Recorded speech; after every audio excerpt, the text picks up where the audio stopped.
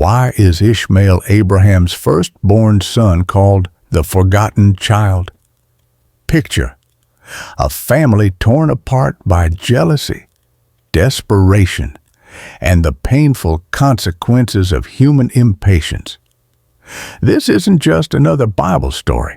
This is the account of a boy whose very name means God has heard, yet who became known as the son who was cast away. But what if everything you thought you knew about Ishmael was incomplete? What if his story reveals something profound about God's character that challenges how we think about divine love, human mistakes, and second chances? Let me take you back to a moment that would reshape history, a moment when faith collided with doubt and patience gave way to human scheming. Abraham had received the most extraordinary promise from Almighty God. Look toward heaven and count the stars if you are able to count them. So shall your offspring be. Imagine the wonder, the hope, the sheer impossibility of it all. Here was a man whose wife Sarah was barren, whose biological clock had long since stopped ticking. Yet God promised descendants as numerous as the stars in the sky. Years passed. Sarah's womb remained closed. Abraham's hair grew gray. The promise seemed to mock them with each passing season. And then Sarah made a decision that would echo through millennia, a decision that seemed logical by the standards of their time, but would unleash consequences no one could have foreseen. In the ancient Near East, it was an accepted practice for a barren wife to offer her maidservant to her husband to bear children on her behalf. It wasn't unusual, it was survival. So Sarah presented her Egyptian servant Hagar to Abraham with words that carried both hope and desperation. "Go in to my servant. It may be that I shall obtain children by her." What started as a practical solution quickly became a powder keg of human emotion. When Hagar conceived, something shifted in the household dynamics. The servant began to look upon her mistress with contempt. Sarah, who had orchestrated this arrangement, suddenly felt displaced, diminished, despised in her own home. The very solution she had devised to solve her problem had created a much bigger one. Here's the first profound truth we must grasp when human beings try to force God's promises through their own schemes. Conflict and heartbreak inevitably follow. God's timing may test our patience, but our impatience will always test our peace. And so, Ishmael was born into this tangled web of emotions, expectations, and competing loyalties. Genesis tells us that Abraham circumcised Ishmael when he was 13 years old, fully integrating him into the covenant family. For 13 years, Ishmael was Abraham's only son, the presumed heir, the apple of his father's eye. He learned to walk in Abraham's footsteps, to tend the flocks, to understand the ways of his father's God. But then, everything changed. When Abraham was 100 years old and Sarah was 90, the impossible happened. Isaac was born the child of promise, the son of laughter, the miracle baby who arrived exactly as God had foretold. Suddenly, the household that had been stretched thin by tension became a battlefield of competing claims and bitter rivalry. The breaking point came during Isaac's weaning celebration. Sarah witnessed something that ignited her maternal fury. Ishmael was playing, or in some translations, mocking the younger child. Whether it was innocent teenage teasing or something more malicious, Sarah had seen enough. Her words to Abraham were sharp and final. "Cast out this slave woman with her son, for the son of this slave woman shall not be heir with my son Isaac." Can you imagine Abraham's anguish? This wasn't just about sending away a servant. This was about banishing his firstborn son, a boy he had loved for 14 years, a child who bore his DNA and carried his hopes. The Bible tells us Abraham was deeply distressed about this matter because it concerned his son. But God spoke to Abraham with words that must have torn his heart, even as they provided divine direction. "Be not displeased because of the boy and because of your slave woman. Whatever Sarah says to you, do as she tells you. For through Isaac shall your offspring be named, and I will make a nation of the son of the slave woman, also because he is your offspring."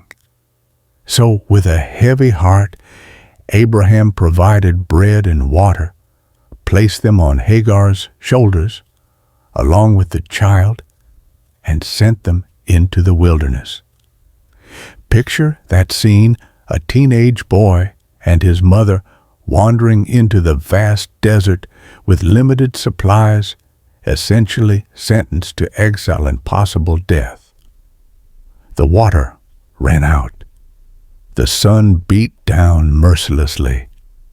Hagar, unable to watch her son die of thirst, placed him under a bush and sat down about a bowshot away, saying, "Let me not look upon the death of the child." And then she lifted up her voice and wept. In that moment of absolute desperation, when hope had evaporated like water in the desert, something beautiful happened. The angel of God called to Hagar from heaven and said, "What troubles you, Hagar? Fear not, for God has heard the voice of the boy where he is." God has heard. That's what Ishmael's name meant. And in the wilderness, far from Abraham's tents, far from the covenant community, that name became a living reality. God opened Hagar's eyes, and she saw a well of water. She filled the skin with water and gave the boy a drink. Here's the second profound truth. God never forgets anyone. He hears the cry of the outcast, the sob of the abandoned, the desperation of those who feel forgotten by everyone else. But let's dive deeper into who Ishmael became, because his story didn't end in that wilderness. The name Ishmael means God has heard, a name given before his birth when Hagar first fled into the wilderness and encountered the angel of the Lord. It was prophetic, pointing to a boy whose entire existence would be a testimony to God's attentiveness to human need.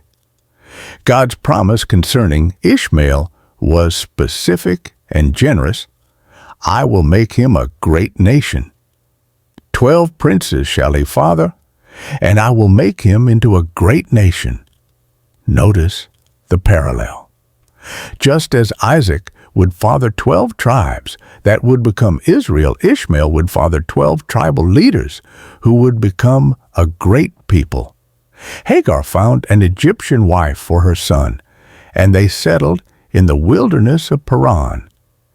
Ishmael became an expert archer, a leader among the nomadic peoples, the patriarch of tribes that would spread across the Arabian Peninsula.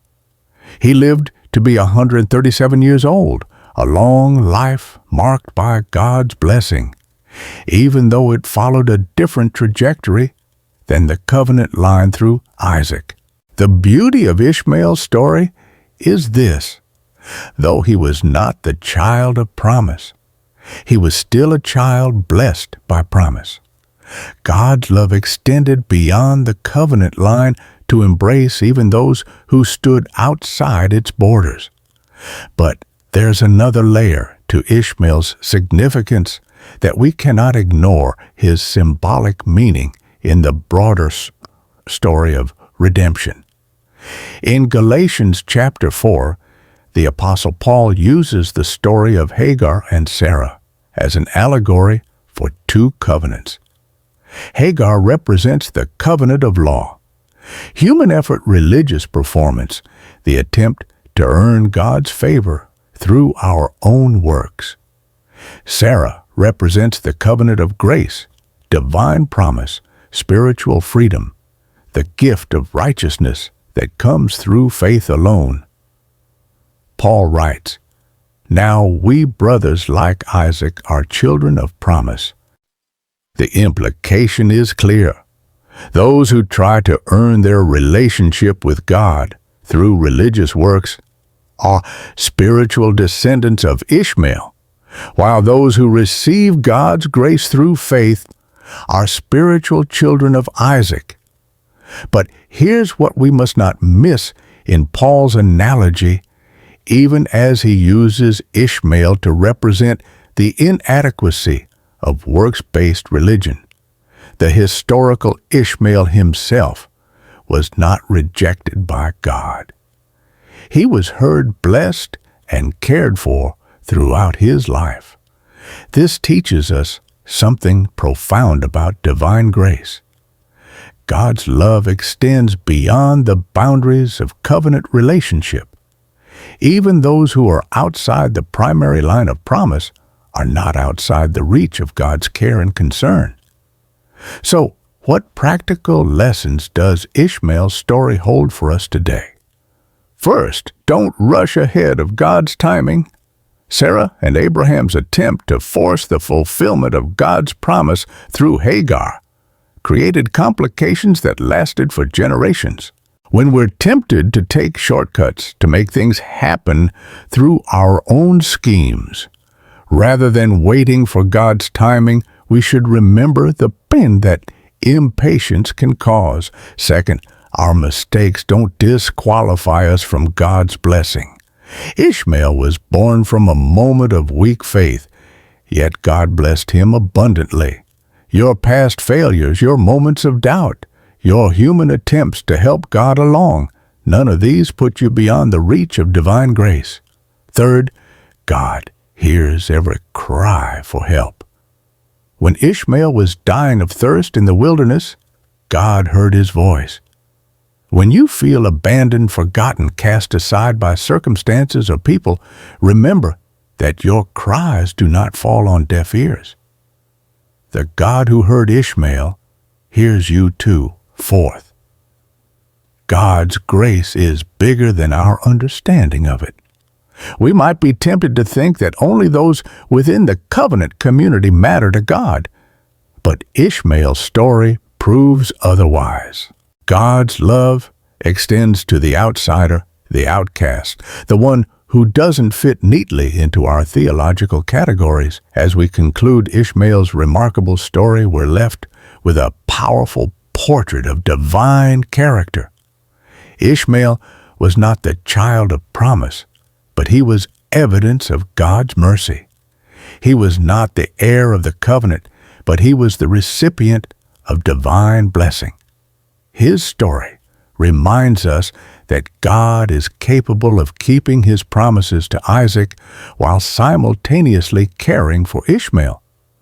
He can remain faithful to his covenant while extending grace to those outside it. The image of the well in the wilderness has become a symbol for many. God still opens sources of life for those who call upon him, even in the driest seasons, even when hope seems gone, even when you feel like you've been cast out and forgotten. God can open your eyes to see the provision that has been there all along. Ishmael's name means God has heard, and his entire life was a testament to that truth. From his birth to his death, from his exile to his prosperity, from his tears in the wilderness to to his laughter at wells of refreshing Ishmael prove that no one is beyond the hearing of God. Today, when you feel forgotten, remember Ishmael. When you feel like your prayers are bouncing off the ceiling, remember that God heard a teenager dying of thirst in the desert. When you wonder if your story matters in the grand scheme of things, remember that God recorded Ishmael's genealogy and blessed his descendants. The story of Ishmael affirms that God keeps his promises completely and hears the cries of every heart completely. In a world that often feels like a wilderness, that's a truth worth holding on to.